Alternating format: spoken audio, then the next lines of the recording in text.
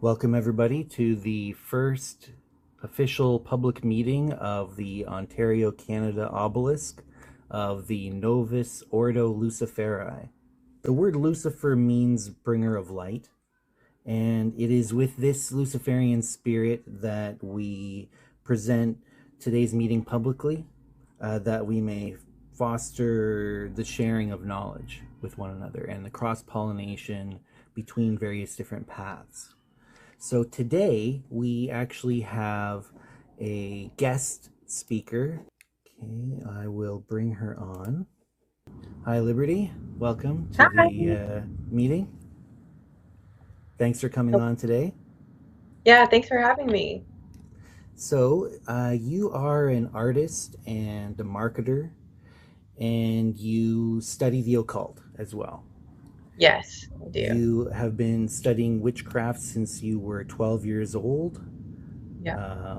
First, you started with Wicca, and then you expanded out from there. Reading tarot, law of attraction, chaos magic, that sort of thing. Yeah. Great. How would you describe your path? Um, I would describe it as uh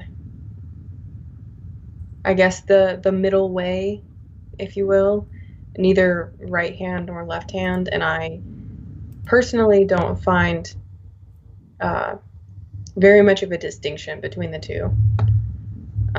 But I would consider myself a chaos witch or a chaos magician because I believe that whatever you believe will be part of your perception and your reality. And that goes for everybody. So I believe that if you truly believe something, then it is true for you, but it doesn't necessarily mean it's true for anybody else. Okay. Okay. What was that journey like?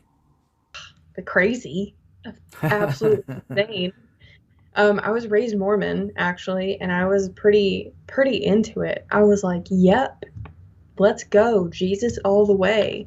Um, and it's I think it's a pretty common thing for people who are like really into Christianity, really into, I guess, the lore and the history and like trying to like prove it right, that they end up proving it wrong to themselves, or they go so far into it, so deep into it that they realize that like, oh, this is actually not for me. So that's what happened to me. Um, and that was around the age of 12. I was really looking into a lot of like feminism and exploring my gender identity. And in the Mormon church, it's like patriarchy on steroids. So there was Right. like there was like no freedom for women. So that kind of pushed me into that because I was really interested in really being a leader in the church, but that literally is not possible unless you marry a man and you like puppet him from behind. But I'm a Leo moon. I don't want to puppet from behind. I want to be in the spotlight. So, Right. um, yeah. So I got into witchcraft, Wicca, and because that was like the only thing available in like 2009. Um, that got me into Buddhism, and then still love Buddhism. It's great. And just in general, like world religions and like mythology, I've always loved it. So yeah, I think there was a time, maybe it was when I was 12, I can't remember, but it like, no, this was later on. It just clicked in my head and I was like, you can live in a like really depressing life, or you can just choose to believe that there's fairies. And I was like, I'm gonna do that. Like we get to choose what we believe, and it doesn't really matter if it's true or not. At that point, I didn't really feel like it mattered, and I was like, you know what? I'm gonna believe that there's fairies and it's magical, and that helped me like not be so depressed at the time. So Yeah, Yeah, I just kept can going. really relate to that story arc of your journey because I had Yeah. some similar moments and similar stages. So I was raised Catholic, Yeah. and I was really into it for a while as well. And I remember reading the Bible and Mm. realizing I was pretty young. I was reading it. I was like, wait a minute, something wrong here. This can't be right. So I went to my parents and I said, is this really, am I reading the right book here? Because this God that we're Is this supposed to legit? be good, is doing all these really horrible, atrocious, despicable Yeah. things. Are you sure Yeah. it's not actually a demon? That they're talking about in the Old Testament, especially. Yeah. And I never really got a satisfactory answer to it. But as a kid, you kind of just accept what the adults tell you, at least to some extent. But in the back of my mind, I had that doubt, from an early age. Yeah. But I did feel like I felt a calling to the priesthood, just like you were saying, you felt called to lead. Um, but as I, got older and I understood what it meant to be a priest in the Roman Catholic Church, I realized for one thing, you're going to have to give up having your own family, you know. Yeah. And I always wanted to be a dad at some point. I always wanted to have a family. And so that right there was a big, you know, The big no. a big no. Yeah. Yeah. Like a, what do they call that? Deal breaker. Deal breaker, exactly. And so also I was realizing that more and more of the church doctrine that I didn't believe in. And so Yeah. how can I be a priest of a religion that I don't really believe in? More and more, the more I learn about it, the less I believe in it. Yeah. So I Yeah. went on my own kind of exploration of various different paths, including Wicca and Buddhism and things like that, which have continued to stick with me as well and Yeah. I continue to think influence me. But yeah, similar to what you were saying. that's so. I started getting into that stuff, and my mom always told me, which is funny because she was Mormon too. She always told me that witches of old were actually just medicine women, and they actually just knew the power of herbs, and they just knew how to heal people, and people got scared of that. And she would also say like science is magic, so she's like, you know, gearing me up to be a witch, and she doesn't even realize it. Um, because I loved science, I loved biology, I loved botany. So then I started getting into herbal medicine and like plant healing, and that lasted probably like 10 years. Hmm. So that was like from age 12, because I had a I had a pretty bad scare with like a poltergeist situation. Now looking back, I think it was my mom's fear that created an egregore or brought in some kind of like bad spirit, and there was absolutely no spiritual hygiene. Mm. So there was no protection on the house, nothing like that, and I was trying to make a protection and she threw it away. So that ended up in I ended up in psychosis. Anyway. Well, you often hear about poltergeists, especially with adolescent girls. Really? Yeah, that's what I've heard. That statistically, you're more likely to see a poltergeist type phenomenon in a household that's got an adolescent girl. That is why. Do you know why that is, or do you like know anything more than that about that? Just statistically, and there are theories of why. I guess, the whole activating, certain parts of your mind, I guess, at puberty, something like Yeah, that. I don't know, but that's what I've heard is that there is a correlation, at least, maybe not causative yeah. relationship, but at least correlation. I mean, that's validating in itself, though, because I mean, I didn't know what the hell was going on. Well, Um, what kind of phenomenon did you experience? Tell me a little bit more about this. I roll my eyes at the story because it was crazy. Okay, so a little backstory. I have seen spirits throughout my life, starting from like age 3 or something. It wasn't like super common. I think I've seen like 5 total until like age 12 when this happened. Um, and they always looked, not always, but like often they looked like full people. I thought that they were just people in the house. And I was like, Mm. whoa, who are you? And then I'd be scared and I'd like hide behind the door and I'd be like, wait, this is probably like a friend of my parents or something. I should not be rude. I should say hey. And then I would look back and they were gone. And like my parents weren't home or anything like that. So, but this specific time when I was getting into Wicca, I had a lot of fear in me because of Christianity and because of my mom. And so I was embroidering a pentagram because it's like protective in itself. Mm-hmm. And one second, let me drink some water. Yep. It's interesting that you mentioned the fear, because I remember, and I laugh when I think back, but I Yeah, remember when I was a teenager and I started getting really into exploring other religions and stuff. I yeah, remember going to the mall in Kingston, Ontario, and I went to one of these small bookstores, and they had just this little esoteric, section, and yeah. I remember skimming through a book by what is the name of the author? But it was like this pretty tame book Oh, on it always was.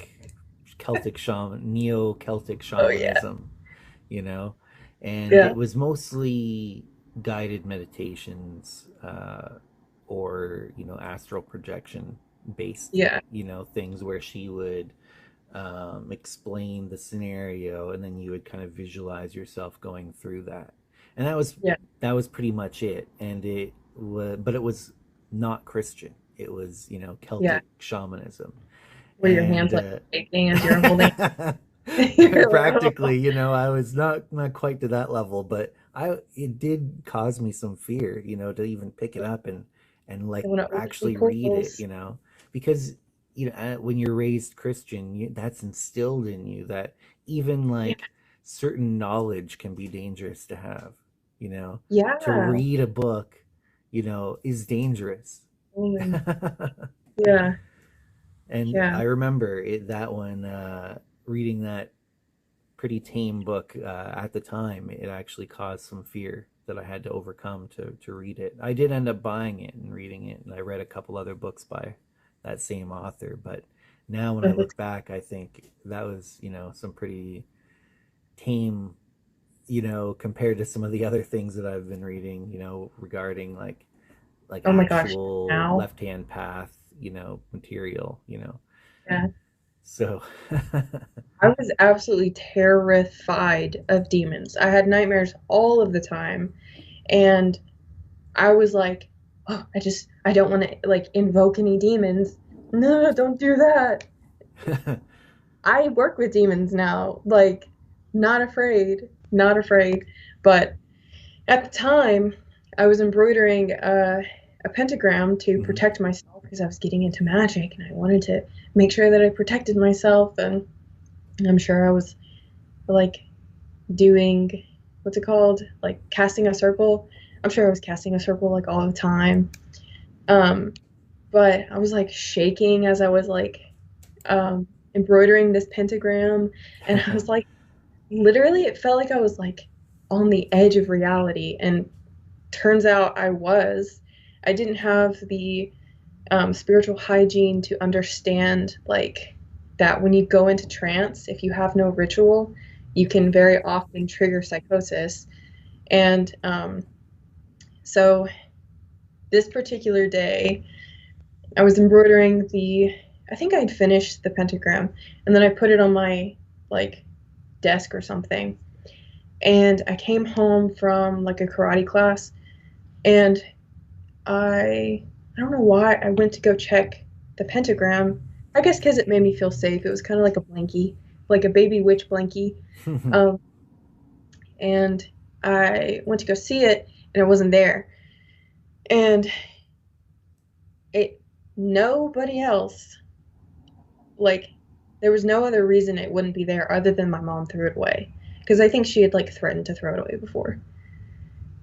And me and my mom don't have a good relationship now, even. But anyway, so nobody was home, and I was, like, trying to, like, keep myself calm, because I think I was making the pentagram because I already felt myself, like, slipping into a psychosis, or, like, I felt in danger. So I go into the kitchen after all of that, and I make instant pudding. And I don't know. See, like, I've seen spirits before, like, before this situation. So I don't know if I imagined this, if it was caused by the psychosis, if it was a hallucination, what.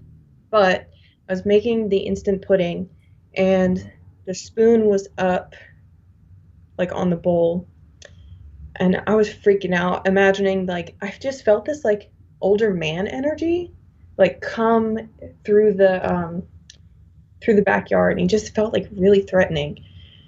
And I saw an image of him in my mind, so I was like, I must be imagining this. I still don't know. The jury's out. Like, I always want to keep an open mind, like, for both sides. Yeah. So who knows?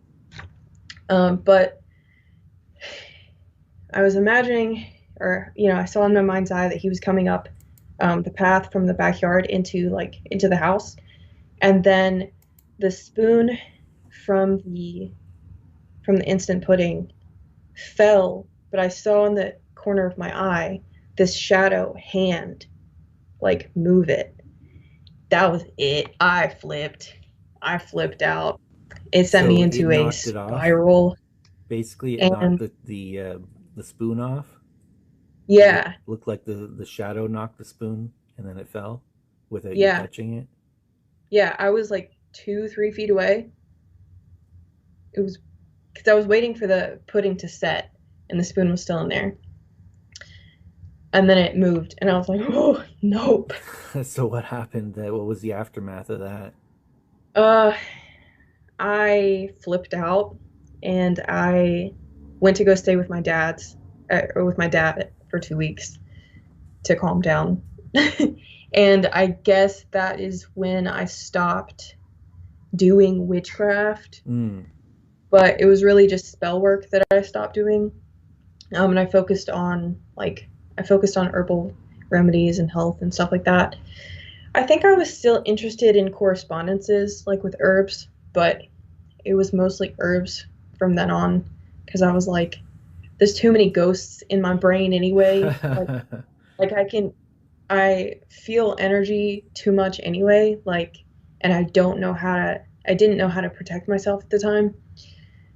So I was like, we're going to put that on the back burner. And I picked it up later, like 4 years ago. So that's good, because as you were saying before, that you weren't practicing proper spiritual hygiene. And you specifically mentioned that if you don't have a ritual that you use to transition between a normal waking experience and trance state, that it can cause some problems. Can you elaborate a bit on that? Yeah, for sure. So I've had a lot of mental health issues. Sorry, my eye is twitching. I've had a lot of mental health issues in my family. And one of those is dissociation, and, like, what I've seen is, like, psychosis prone depression. So I didn't realize it at the time, but when I was a kid, I was constantly going from, like, waking states into trance states, and it was the dissociation to, like, protect me. So that, like, made me prone to psychosis in general. And then, like, my sensitivity to energy, I can't explain that in, like, a modern psychology kind of thing, but that would, like, pull me into a trance state like super fast, and I would have no way to like crawl out of this trance state. So now I've learned, because of my specific needs, and also like throughout my studying, is that like the like main threat that in the grimoires and, you know, even Christianity and stuff, they say if you mess with the occult, it'll make you go mad. It'll make you lose your mind. You won't be able to come back. You won't be able to be a normal person again. And I have translated that or interpreted that into like, you'll go into a psychosis and you might not be able to come back because it takes you so far from like waking reality. So what I've learned is like a main reason, at least in my practice, for ritual is to give you steps to walk into the, you know, subconscious, collective unconscious or whatever. And then also you have those steps to come right back. So you don't get lost, basically. So in other words, like you could maybe even compare it to having a switch or a sequence, a locking sequence and an unlocking sequence or something to enter into that chamber or to that state. Yeah, exactly. And I think in like modern psychology terms, it would probably be like a trigger, like a hypnosis trigger, or like classic conditioning trigger or something like that. Or anchoring the state to a sequence of symbolic actions. Yeah, exactly. Yeah. And I find that that's like so important for people like me who have gifts. And I say it in air quotes because people are like, how do I know if I have gifts? And I'm like, it is not all that's cracked up to be. Like, it might be a super ability to some people. It might be a disability to others. So it gives with one hand and takes with the other. Yeah. Exactly. It's like, as a child, I could like communicate with the dead. So cool. I was a child. Like, I shouldn't have to think about that, you know? But I was seeing like dead neighbors. Like, it's insane. So, yeah. It just kind of like, I think it's weird that they're called gifts, I guess. What would you what would you call it, or what would be a better term for it? Maybe abilities. I think abilities would be cool to say, like, because ability doesn't mean like super ability. Doesn't mean like, it's not like an add-on. It's just a thing. It's neutral. I feel like it's neutral. And to also, like, people can learn how to do it. So it's like I didn't study to do it. Maybe. What? Like an aptitude. Yeah. Like you like have, I didn't study to do it, but like some people have an aptitude for art. Yeah, exactly. It doesn't, you know, they catch on a lot faster, and they just are able to intuitively just do art a lot without as much practice, you know, potentially. Yeah. And some people really have to work at it to develop their skill. Yeah, but once they work at it, like, however much they need to, they could reach the same level as a person who didn't have to try. Like, it's still possible. It's just, you know, different paths for different people. And now you are also an artist. And how does your occult and esoteric practice interact with your art, or does it? I imagine it must, right? Yeah. So I have like I'm very interested in symbols, especially like dream interpretation and like the unconscious, and I identify as a synesthesia person, someone with synesthesia. So that whole thing of like symbols meaning a certain feeling, and like that can be like a secret message. I just find that so cool. And then like learning all of those symbols and making my art, I find things in the art, and it's all almost like a dream, like a message to me, my conscious self. Like this is what's going on in your subconscious. But um like on my Patreon, I actually have occult or like witchy coloring sheets. Um, and in my other art, I guess I have like a cute, creepy kind of vibe. So the darker side of the occult definitely comes up in that art. Yeah. Cool. I have one piece that I recently did, and Oh, on nice. this will be on the Patreon soon as a coloring sheet, so without color. But yeah, got a few pieces similar to that. Cool. What has the response been to your coloring book sheets? I think people like it. People think it's cool. I have I worked on Upwork as an artist for like comic books and just odds and ends, just other stuff. And yeah, people tend to really like the cute with a splash of dark, or dark with a splash of cute. Seems to be a good mix for people. Yeah. I Yeah, for sure. I like that too. Um, the esoteric coloring sheets is an interesting concept, and I don't think I've seen that. I've seen that. mandalas, but Oh yeah, not anything more esoteric than that. oh that's But cool. I there didn't is know that it was. something. Yeah, Oh yeah, sorry to cut you off. no, you're fine. What were you gonna say? So there is one thing that I have seen before that does remind me of it, and that is in the Builders of the Adytum, the BOTA. It's an esoteric order that was founded by Paul Foster Case. Yeah. He was originally initiated in the Golden Dawn, and then splintered off his own thing. Um, and it heavily focused on tarot. And one of the things that he would do is when you join, you would get sent this, I think they called it tableau or something, but it would be this big folded sheet, and it would have all these little line drawings of the major arcana cards of the Oh, that's tarot, cool. and then you could cut them out and color them.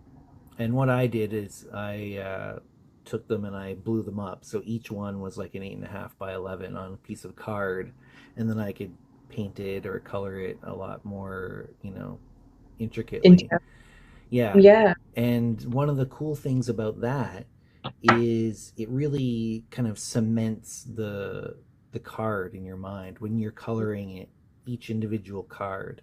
And he had like this whole sequence where it would take like you a week to color one card, because each day you would just color one color. Like you would just do the yellow, and Oh then the wow. next day you would just do the red, and after each color was added, you would sit there and you'd just contemplate it for a little bit. Oh, that's so cool. That reminds me of like the correspondences with the colors and the days and the planets. I wonder if that was like corresponding, but Yeah, I that's think really cool. so. I think that it did connect with, he would have an association, like a correspondence with the color and with a sound, like a note. Oh wow. And if you participated in the temple rituals, the group rituals, they would Mhm. have chanting certain vowels and sounds at certain notes, and they would have like the little, those tuner things Yeah. that, you know in comedies you always see before they sing, somebody will go ooh, to get the note, Yeah. and then they all can, modulate their note to that, but that they would have that in the temple. and they would blow the note that you're supposed to hit, that you're supposed to vibrate or intone. That's And wild. I love it had that correspondence. correspondence with like the color and a planet and that kind of thing. That's wild. Yeah, with my coloring sheets, I wanted to make it kind of like themed. So like while you're coloring, you can contemplate this theme. And this one specifically was like creating your own world, creating your own reality, and like this is like I guess mental energy, and the Ouroboros behind it, symbolizes like recycling. I don't know why that word came to my mind, but like the ever goingness of energy. Yeah, like samsara, maybe Yeah, yeah, to I some think so. extent. I think so. Yeah. I don't know the like definition of that word So necessarily, but that's I'm like the familiar with it. cycle of birth and death and rebirth and Right, reincarnation and going through that over and over. right. What Yeah. are your So views on that? Like what happens when a when we die, person passes on, when their physical body stops working? I think we get reborn into another body, but I don't think it's like me, Liberty, gets born into Joseph over here, and I am just like one string of memories and past lives. I kind of think it's like I'm a drop of water and there's a big bucket, and like when I die, my soul is like the drop of water, it goes back in the bucket, and then they scoop out as much water as they need for the next body. So it's like not linear. Like I don't think it's linear. Yeah, I have a similar view where I kind of say that using different words, but similar idea that each of us really is like a loose conglomeration of soul fragments that we were either inherited or picked up along the way, and they're just kind of loosely, bound together, and that's why so many people are internally conflicted, because different fragmented parts of their psyche don't necessarily agree, right? That's interesting. Yeah. And that when our physical body stops working, the physical body, the bonds between the different parts of the physical body break down, and then they go off and separate out and then go on to make other bodies, not necessarily even human, but like Yeah. bugs Yeah. and plants and things like Just that. And I think that, as above, so below, something similar happens on you know, the etheric or the astral level, where the bonds between those soul fragments start breaking down, and the soul mm, fragments all kind of go off and get reused to make other souls. But yeah. because it's not the same as the physical. It's more like software in a sense that it can be copied a lot of times. There's no limitations on how many times it can be copied, unlike the parts of our body. The atoms in our body are Yeah. finite, right? But the soul fragments can be copied over and over. And I feel like if you've Mm, gone through a certain amount of internal alchemy mm-hmm. to forge those fragments into more of a cohesive clump, Yeah. which Well, I call it the complete harmonized self, would be like the full uh, individuation, of mm, the self. That um, then it's not a loose conglomeration of parts, but it's working in such harmony, and it's like a full unit, and it will resist that breaking down process. And so mm, more yeah. like maybe huge chunks of your soul will get copied, and or maybe even the whole thing, rather Yeah. than getting split up and spread out. Yeah. I've heard Damien Eccles talk about solidifying the solar body. Hmm. I haven't looked further into it, but I'm really interested to know like what, yeah, regular degulars, like they die, they get put back in the bucket or whatever. But like, what if you're a Buddha? You know, like what if you've solidified the solar body? Yeah. Is that eternal life? But I know you probably wouldn't like retain your ego. I don't know. That's something that's like on the edge of my study right now. I'm thinking about. Yeah, it's an interesting field to contemplate. And I feel like Buddhism has a lot to say about it that makes a lot of sense. Yeah, You know, that makes sense. but what what other projects are you working on right now? Currently it's mostly the Patreon, but I've got different tiers. So, um, the first one, which is just $1, it's my magic manual, mundane magic manual, and that's for people who like either don't understand how to get started in magic, or they they do understand how to get started, but they aren't getting results like with their spellcraft or their rituals. So it's mainly for like low magic. I guess it could be for high magic too, but I'm using those terms in like low magic being like material plane and high magic being like mental plane. Um, so that I put that together because of the like frequently asked questions I was getting on my TikTok lives.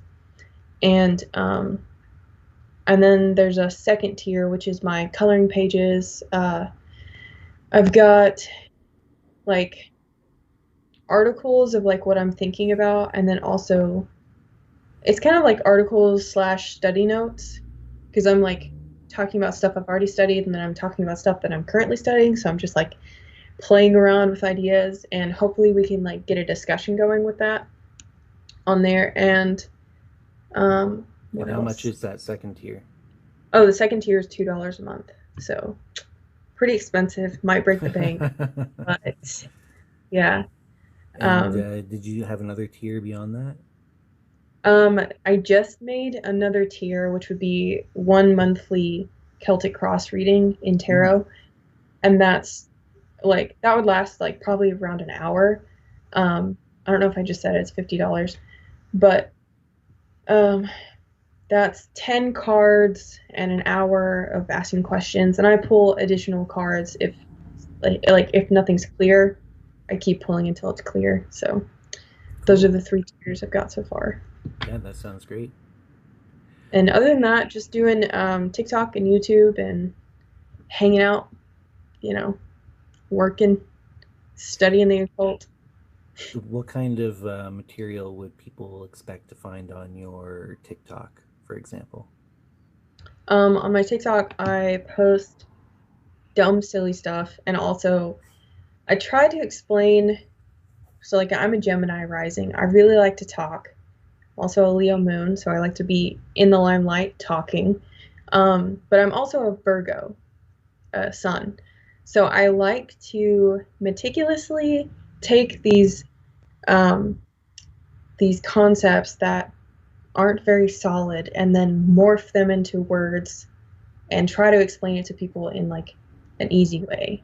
So I take occult, law of attraction, law of assumption, kind of like well-being, mental health stuff, and I try to explain that on my TikTok in the best way I can possible. Cool. What is an insight that you've gained through your esoteric practice? Oh man. Or something that maybe surprised you that you weren't expecting, or something that really kind of stuck in your mind? I think honestly it happens like once a month. I'm not gonna lie. Like as I continue to practice and continue to study, I just get my mind blown all the time. I'm like, whoa, that's why that, and that makes so much sense. But I think the one that comes to mind right now is one that I wrote on my wall because I didn't want to forget it, which is you can never step twice in the same river because the waters are always flowing. Mm-hmm. And like we might think that we're stuck in a pattern, but we're actually stuck in creating the pattern again, if that makes sense. Yeah, Like because it's everything is always constantly, different. if it's constantly being renewed, then you're constantly creating that same thing, Yeah. right? And It's not the if you're same, creating but it, you're you can recreating. stop. Yeah. Cool. Um, so where are the best places for us to find out more about what you're doing? So you already mentioned that you have a TikTok. What is the username on that one? TikTok is Liberty Art Witch, and I think the Patreon is the same. You can find me on Instagram. I don't really post on Instagram that much, but I also have a YouTube channel with the same name, Liberty Art Witch. And I post longer videos on the YouTube about just occult stuff. Mm-hmm. I like to make a discussion about it. I don't like the whole like I don't know, I'm a leader, you're a subservient. I think that is old. It's not how it is, and like Old paradigm. yeah, it's old paradigm. I'm not the pope. Even the pope doesn't know everything. Like, I think we should all make a discussion about it, share our experiences, and then choose from that discussion what we want to integrate into our own lives so that we can choose better beliefs and live a better life. Like, yeah, on purpose, and choose our beliefs instead of just listen to somebody. Yeah, I'm all about that too. Yeah, yeah. No, that's why we're friends. Yeah. So I'm gonna put the links to all the different things in the description of this video after we finish the live stream. So anybody who wants to find those can come back, and those links will be active in the description. Um, Also, we had said that at some point you're going to interview me on your channel. Yes, yes. So people can find out more if they go to your YouTube. I guess was it YouTube or TikTok, or where'd you want to Yeah, do it? you- YouTube. yeah. So people can go and subscribe to your YouTube, and they'll see me interview on there, and we can have another discussion. Heck Oh, yeah. one other thing before Yeah. you go, you had told me recently about an experience you had of illumination, Oh where yeah. it was that kind of a oneness. Uh, Maybe you can just describe it. Can you tell our viewers a little bit about that experience you had recently? Yeah. So I had done a lot of mental work on convincing myself that I had won the lottery. This was about a week before I actually bought a lottery ticket.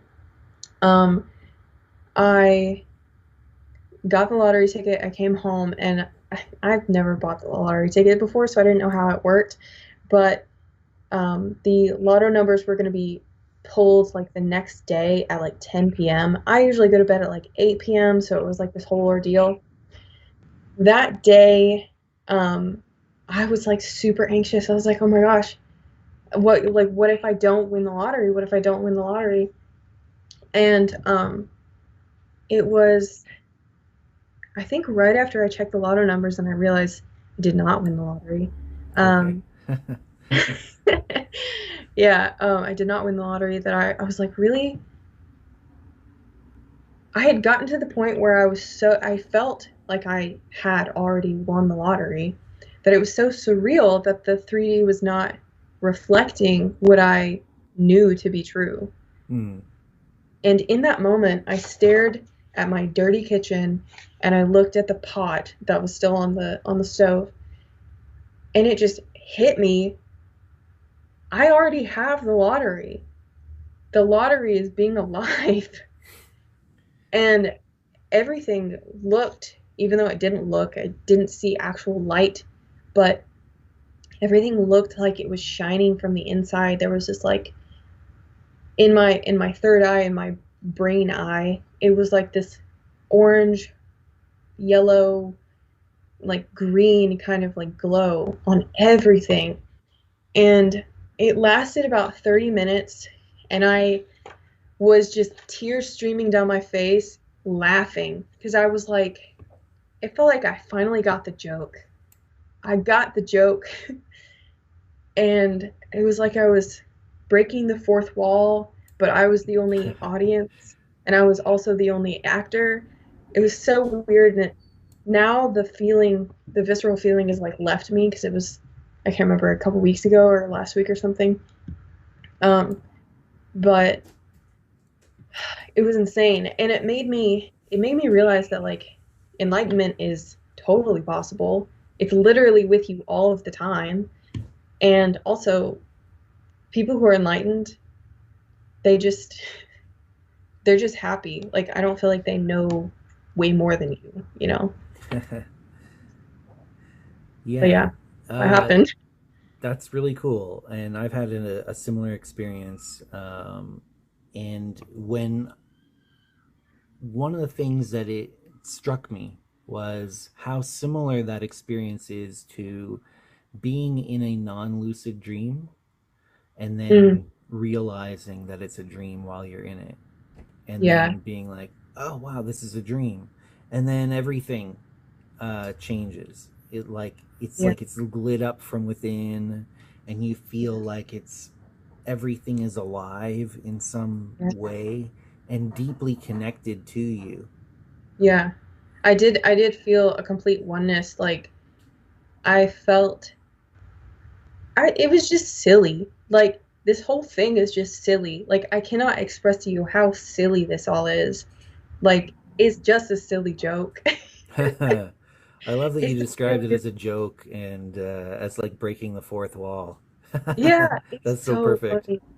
It's so funny. Like, if God, if whatever, like source energy could talk to us, I feel like it would literally be like, lighten up. It is literally all a joke.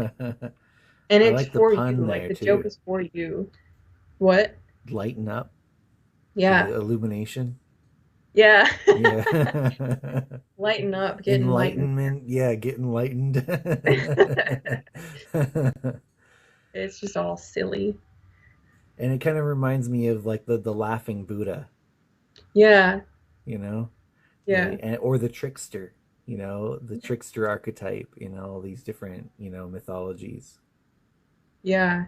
It it really did help me to see, like, wow, nothing is that serious. Like, even the most serious thing is not that serious. I don't know, like, when you feel like connected to the entire universe, and it felt timeless.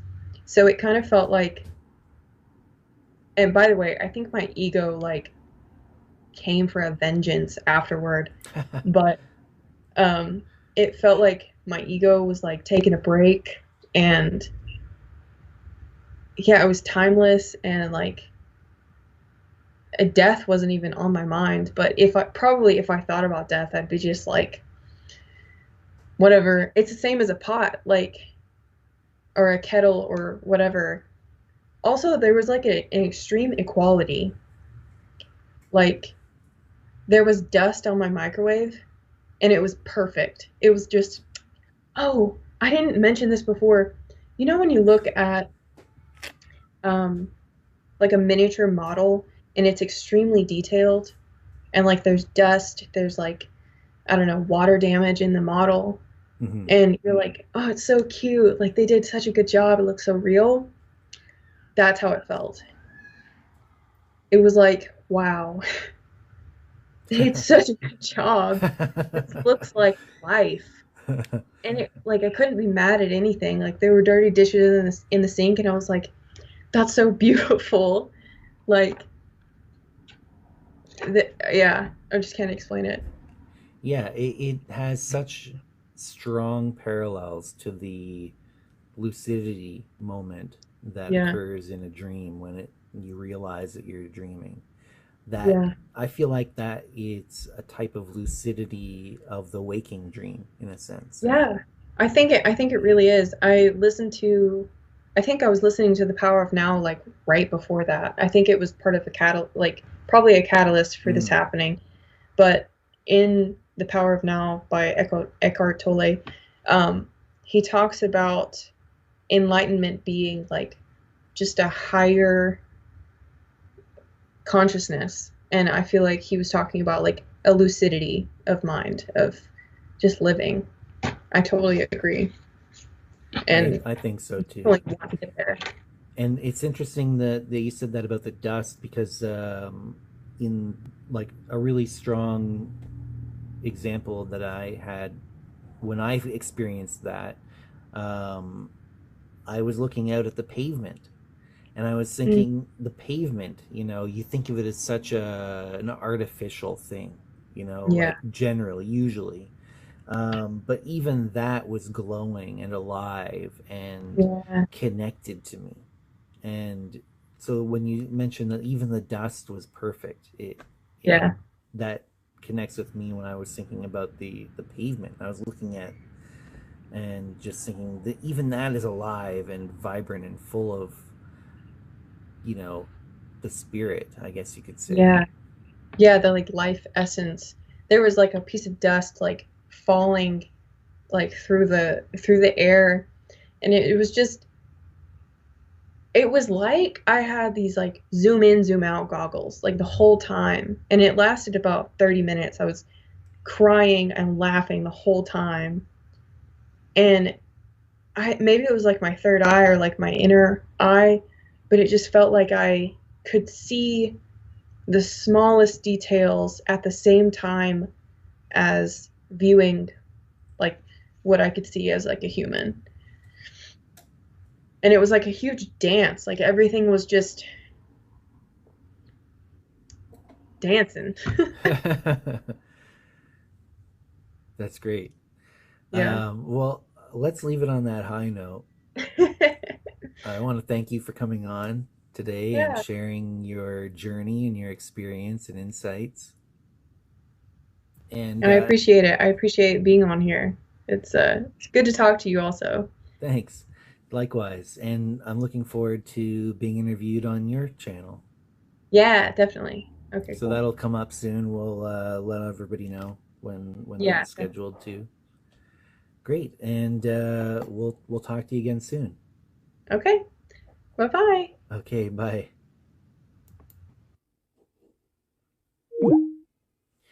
Okay, well, that was Liberty.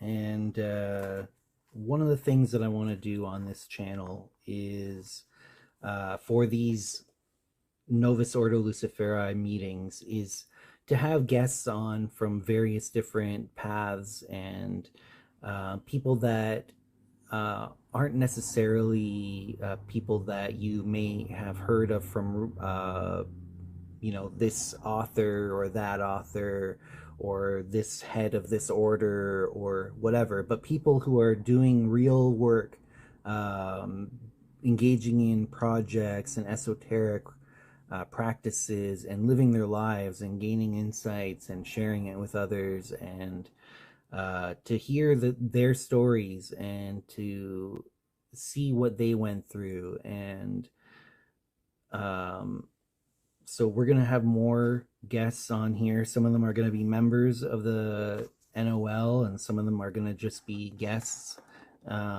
Some of them will be prepared talks, and some of them will be interview format like we did today. Um, Now, I wanted to move on to the second half of the meeting here. And in this one, uh, because it's the first meeting of the Ontario, Canada Obelisk of the Novus Ordo Luciferi, I thought it would be appropriate for me to talk about what the NOL actually is. So, the Novus Ordo Luciferi, it that is Latin for the way I like to translate it is the new order of light bearers. Now, the word Lucifer, as I mentioned at the beginning of this live stream, is a word from Latin that means bringer of light or light bearer. And since time immemorial, light has been used as a symbol of knowledge and awareness, lucidity even. And the idea of the light bearer or the bringer of light is to share that knowledge with others. And the Novus Ordo Luciferi is an esoteric order, but it is more than that. It's a global movement of Luciferians, people who are engaging in Luciferian acts of courageously exploring hidden and forbidden knowledge and sharing it with others in order to empower them, to allow them to break free from oppressive power structures and belief systems, such as Liberty and I were talking about earlier, where that fear was holding us back. But somehow we found the courage to break through and explore and learn. And through that learning, we were able to emancipate ourselves from oppressive belief structures that were limiting our ability to think freely about the world and about ourselves and our place in it and all the various different mysteries of the universe. So the Novus Ordo Luciferi is all about that exploration into the hidden side of things, the hidden truths that can help awaken us and empower us, just like the fire of the gods that Prometheus gave to humans in order to emancipate them from the to be at least a little bit less dependent on the Olympian gods such as Zeus and them. And that's why Zeus got so upset at Prometheus and punished him. Now that story of Prometheus is one of the more perfect examples of what I like to call the light bearer archetype. Now, within the NOL, within the Novus Ordo Luciferi, each individual member has a great deal of freedom with how they interpret things, how they practice, and such. But the way that we practice the group materials in the Novus Ordo Luciferi, there's no worship of Lucifer. That is a common misconception that a lot of people have with Luciferianism, is that it's about worshiping Lucifer. Now, there are some people who do engage in worship of Lucifer, and they are free to do so. But personally, I don't feel like it is necessary or even desirable. I don't necessarily think that it is the best way to practice Luciferianism necessarily. I like to use an analogy with heroism. So if you are practicing heroism, it doesn't mean that you're worshiping heroes. It means that you are engaging in heroic acts. You are taking actions that are heroic. That makes you a hero. That makes you practicing heroism. Now, similarly, if you are practicing Luciferianism, it doesn't mean you're sitting around worshiping Lucifer. The key is to attempt to embody the light bearer archetype in your own unique way, depending on your own circumstances. And what I mean by that is what I've already said before, in the sense that you seek out knowledge and truths, usually that are hidden or forbidden in some way by some oppressive power structure, and to share that knowledge with others in the hopes that they can use it to empower themselves and emancipate themselves from these oppressive power structures, to think freely, to free their thought process. So to do so, to engage in that seeking after knowledge and especially sharing it with others, that is the light bearer archetype. And sometimes people will do so at great personal risk to themselves, because when you share knowledge that disagrees with the established doctrines of power structures in place, let's say like mainstream religions, or the customs of the society that you were raised in, um, there can be a backlash, because you are upsetting that power structure, and the people that benefit from that structure, whether they're at the top or whether they have gotten in themselves into a comfortable position within the flock, or the people who are, going along with this narrative, they will sometimes have a backlash against people who threaten that power structure with knowledge, with truth that contradicts what they're talking about. So that's what makes you a light bearer, or a bringer of light, or a Lucifer. So in that sense, a Lucifer can be thought of as a title of one who is embodying the light bearer archetype, or going through that light bearer journey. An example beyond Prometheus would be Enki from the ancient Babylonian. Another one could be real life humans, such as Galileo, where he shared information that he had derived scientifically that disagreed with the established doctrines of the Catholic Church at the time. And he faced a backlash from the Catholic Church for sharing that scientific knowledge with people that disagreed with the Catholic Church's established doctrine. So he paid a price for sharing that knowledge, for being a light bearer. Now, he may not have considered himself a Luciferian, but he was engaged in activities that were in accordance with the light bearer archetype. And so that's what I mean when I say that. Now, individuals who are members are free to interpret the word Lucifer in an expanded way as an actual entity with the name Lucifer, which they may or may not associate with the serpent in Eden from the Christian mythos, which they may take in a Gnostic perspective.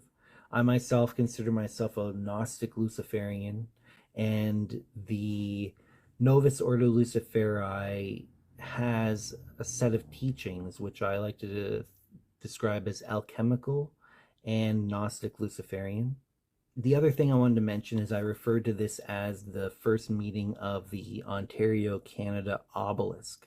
So an obelisk is like a small coven of the order. And when one of these branches gets big enough, it can graduate to being called a tower within the order.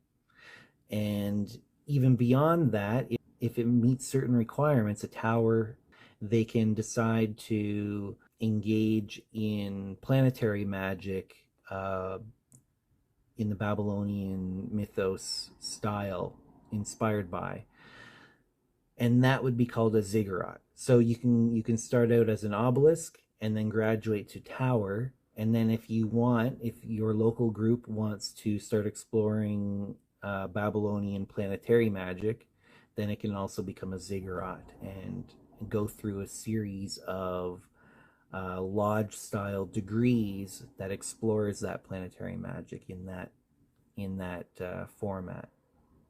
So there's lots of stuff going on.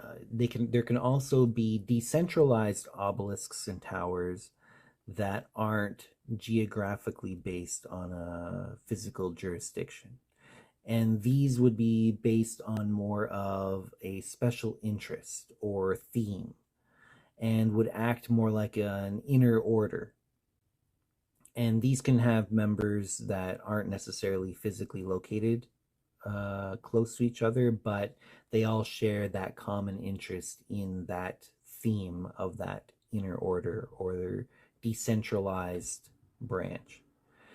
So that's kind of the structure of the Novus Ordo Luciferi.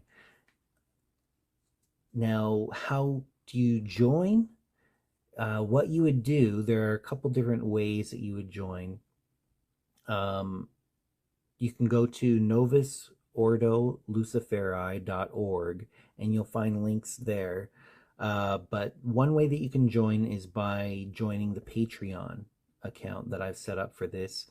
And the lowest tier is just $5 a month. And that will get you access to pretty much everything. There are some higher level tiers, but those are just for people who want to also get private one-on-one sessions with me.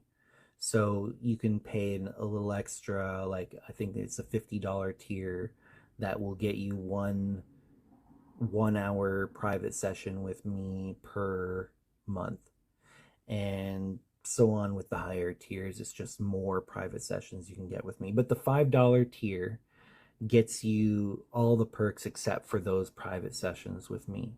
And what those perks entail, actually, before I mention the perks, and there's another way that you can join. If you wanted to pay up front for a full year, you can go to my Store Envy account. And if you go to jeremycrow.com, there's a link at the very top. It says store and it'll get you there.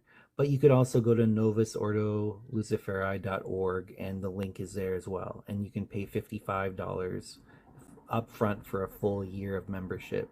And so you essentially get 1 month for free if you pay up front like that. And what you actually get when you join, you get access to the system of occultism that I've developed, the alchemical and Gnostic Luciferian system of occultism that I've developed over the course of about 30 years of experience that I have in these matters. And what they focus on, we focus on a self-initiation, tarot, lucid dreaming and astral projection, alchemy, inner and lab as well, alchemy, energy work, mental disciplines, ritual magic, and occult philosophy as well. So you will have access to all the materials that are constantly being put out, that I'm creating more all the time. These teachings and practices for this system that I've developed of Luciferianism. You get access to all of that and support from myself and other members in your practice. You also get access to the private members only Discord server, and in there you can interact with other members and myself, you know, any time of day or night, and we can talk about anything we want in there regarding the teachings and materials or anything else related to the Novus Ordo Luciferi. We can help organize events and all kinds of things like that. We use a Discord for all kinds of things like that. And membership also gets you access to the Luciferian Research Society website. Now, this is like a social media website, a private social media network just for people who practice occultism, and artists and philosophers, that generally are more leaning toward the left-hand path of things, or at least open to that kind of material. And so it's called the Luciferian Research Society, and that was founded by myself in 2008 as almost like a community center. So there are multiple esoteric orders that actually utilize private groups within the Luciferian Research Society to organize and discuss things amongst their members. but there are also other discussion groups that are open to anybody to go in and discuss various different topics like Babylonian mythos and magic, um, you know, tarot, dreaming, various different things like that, sharing your artwork, all those various things. And normally, membership in the Luciferian Research Society website is normally $1 a month, but for NOL members, that fee is waived. It's included within the $5 per month fee that you're paying for the NOL already. That gets you access to the LRS website at no additional cost. So, the other thing that gets you access to is I will be teaching online courses on a very regular basis. I already did one late last year uh, for lucid dreaming and astral projection, and I got a lot of really great feedback on that. And so what I'm going to be doing is every month I'm going to be teaching online courses over the course of a period of time. So we'll have multiple sessions with a bit of time in between them to do the practices and engage with it and come back to it with questions and notes that we can go over, and we can all learn this in a group type setting. Now, these courses will be open to basically anybody, and on average, these courses will cost about $45 to access. But if you are an active member of the Novus Ordo Luciferi, like a paid up member of the NOL, then you get access to all of those courses at no additional fee. So that's an additional $45 value every month on top of the value that you get from the accessing the LRS, which is another dollar. But yeah, this is all for just $5. And another perk that I haven't announced, I'm announcing it right now, basically, but something that I've been meaning to share is that for NOL members, if they want to get a private tarot reading or cartomancy reading from me, on my Store Envy shop, I have a series of options available for that. 1 card reading, 3 card reading, 6 card reading, 10 card reading, and 11 card reading. And I have specific layouts that I've designed for each of those various different options. Now, if you are a NOL member, paid up member of the Novus Ordo Luciferi, you will get an automatic free upgrade if you want to get a tarot reading or cartomancy, playing cartomancy reading from me. So, for example, if you pay for the 1 card reading, you'll get an automatic upgrade to the 3 card reading. If you pay for the 3 card reading, you will get an automatic free upgrade to the 6 card reading. So, and so on. So that can be a savings of between $20 and $50, depending on which one you pay for and the amount of upgrade that you would get for that. So all of those different things are value adds to members, although the core of the order is going to be learning about esotericism and being part of a movement and getting together and sharing and cross-pollinating ideas with each other and building a movement together, building community, getting these local groups going. They won't all just have online meetings like this one. Some of the meetings will be physical, in person. And so we can get together and share knowledge and share camaraderie. And we actually, the Novus Ordo Luciferi hasn't been around that long. It was launched on December 21st of 2023. So it's only 4 or 5 months.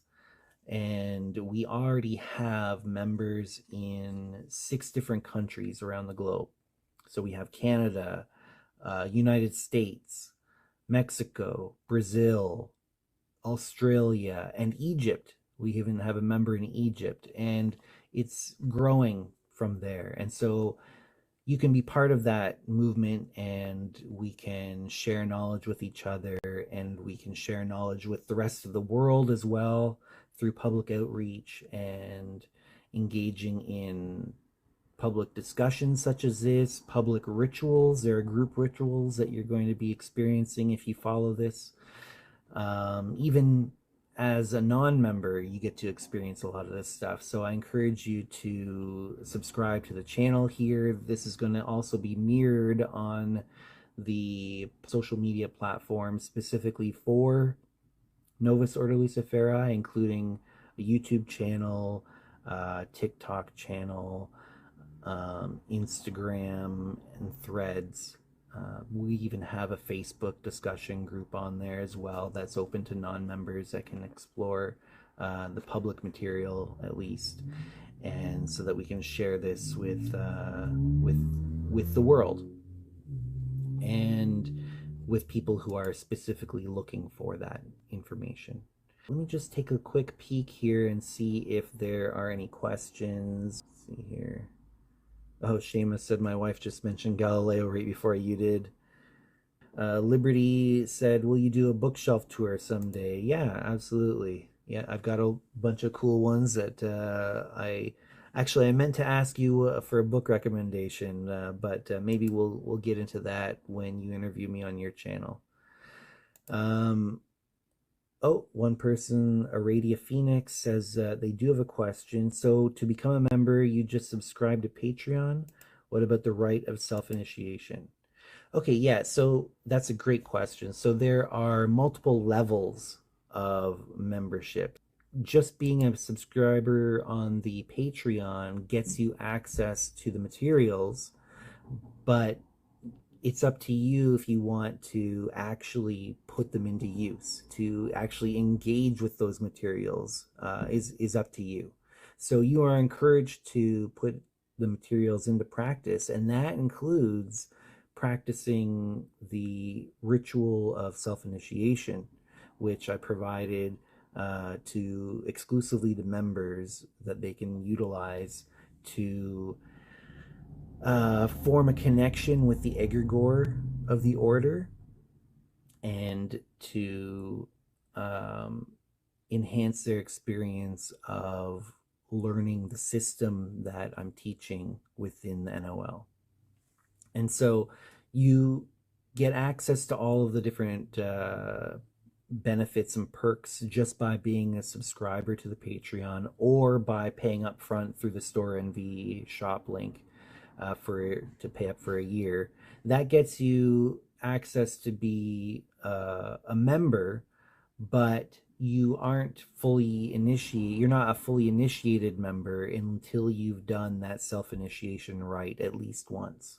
And you get a chance to decide whether you actually want to perform it or not, because when you join, you get access to that material. You can read it and decide for yourself. And now there is something that you need to contact me in a private conversation that I can give you access to some of the certain keys that are left out of the written material that can make it more effective. But you get to decide whether you want to engage in that side of it or not, or if you just want to be an associate supporting member that reads the articles that come out and joins the courses that I'll be teaching and things like that. You choose what level of participation you are going to engage in, but paying the membership dues through Patreon or the Store NV gets you access to that, and then of course, as I said, you decide how deep you want to go with it, how much you want to engage with the materials and perform the self-initiation, whether you want to be part of a local obelisk or tower, etc. That's up to you, how far you want to take it. But yeah. Let's see here. The Occult Corner said, I'm a member, always present but not very active. I'm going to want access to an NOL t-shirt. Yeah, there are a few things you can pick up, including like a dream journal, a t-shirt with the Novus Ordo Luciferi logo on it, a few things like that, that the Occult Corner is mentioning here. Aradia Phoenix said, so it's other ritual than the one for Ordo Luciferi. Yeah, so the Ordo Luciferi is an esoteric order that was active in the past, and some of the material for the Novus Ordo Luciferi um, was taken from material that I had written for the Ordo Luciferi and edited and updated and improved upon based off of the different experiences that I've had and experimentation that I've done with the material. And I've just taken it and I've updated some of that material. And so, yeah, there are a few things that I had originally written and utilized for the old Ordo Luciferi, which, you know, it's the Ordo Luciferi still exists, but it is an open source system that anybody can kind of look at and utilize material for. Whereas the Novus Ordo Luciferi does take some of that same material that I wrote for that, updated and elaborated and improved upon, and I have it fitting with all of the other parts of the occult system for the Novus Ordo Luciferi that all fit together and all complement each other. All the different practices all relate and support one another in a complete system for that. So some of the material, yeah, was originally pioneered back in the Ordo Luciferi days, but this Novus Ordo Luciferi is a new thing. And but yeah, if you want to get a flavor for what some of the material in the NOL is like, you can look up some of the old Ordo Luciferi material to kind of get a little bit of a taste for what that might be like. Okay, and I think that is it. If you do have any more questions on anything that we've discussed today, go to novusordoluciferi.org, and there is an email address there. You can send me an email and I will do my best to address any questions that you have about that. There's also links to the various different social media platforms you can follow on there. And as I post material to those platforms, and hopefully that'll give you a better idea of what we're about and how we operate and things like that. And until next time, everybody,